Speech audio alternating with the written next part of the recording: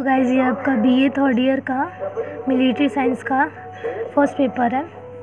इसको defence and strategic studies भी बोलते हैं। ठीक है, सैन्य विज्ञान का पेपर है ये। इसमें आपका शॉर्ट आंसर टाइप क्वेश्चन में फर्स्ट है आपका युद्ध और राजनीति के बीच संबंध बताइए। सेकंड है आपका निशस्त्रीकरण और शस्त्र नियंत्रण में अंतर। थर्ड, वायु शक्ति पर डुहेट के विचार। फोर्थ, स्ट्रेटेजी एवं सामरिकी पर जोमनी के विचार। फिफ्थ, भयादोहन पर हरकाबी के विचार। सिक्स है आपका शहरी गुरिल्ला युद्ध कला। सेवन है आपका अप्रत्यक्ष उपायों की स्ट्रेटेजी। एट है आपका संतुजु द्वारा प्रतिपादित युद्ध के विचारों को मूल्यांकन कीजिए। और 9 है आपका सैन्य विचारक के रूप में मार्क्स।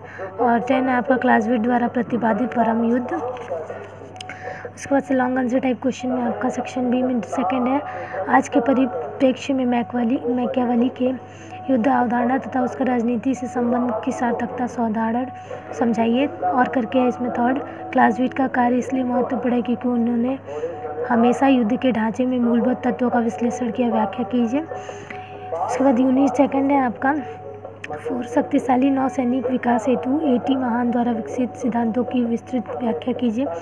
फिफ्थ है आपका मिचेल की वायु शक्ति तथा उसके उपयोग के मत में निहित धारणाओं का वर्णन कीजिए।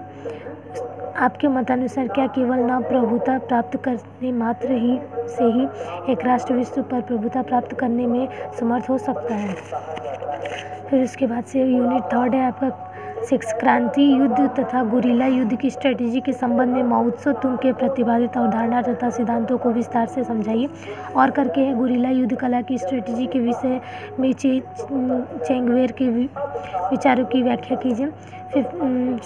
फोर्थ है आपका यूनिट 4 है आपका 8 नंबर, आणविक भयादोहन विश्व स्तर पर युद्ध रोकने में कहाँ तक सफल हुआ, उदाहरण देकर समझाइए।